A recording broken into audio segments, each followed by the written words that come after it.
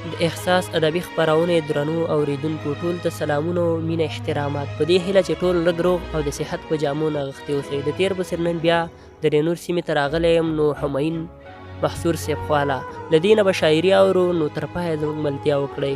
همایون صاحب محصور ته په خپرونه کې ښه راغلاست او هرکلی وایم. مننه کوو، ژوندی اوسئ، هر کله راشئ. نو تاسو د غزل غوښتنه کړې ده، دا غزل به انشاءالله په ترنم کې تاسو ته ووایو. ولې نه په مینه یې اورو. بیا دې په سرلیه څه مسکي مسکي ګلونه دي، مسته دي هوا ده په مستۍ راغلي زړونه دي. بیا دې په سرلیه څه مسکي مسکي ګلونه دي، مسته دي هوا ده په مستۍ راغلي زړونه دي. بیا دې په سرلیه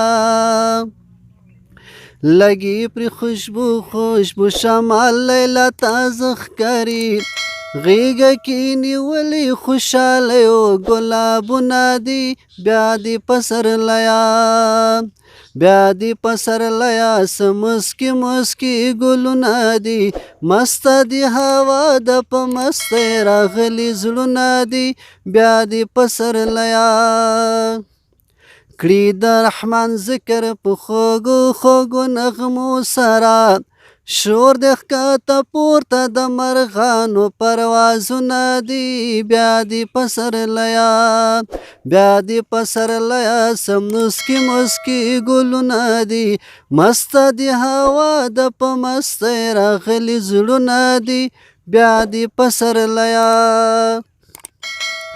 دی سر سیالی کی د سورګل او نارنج ګل میلی، ښکلي د بابا او د سخي صاحب زیارتونه دي. بیا دې په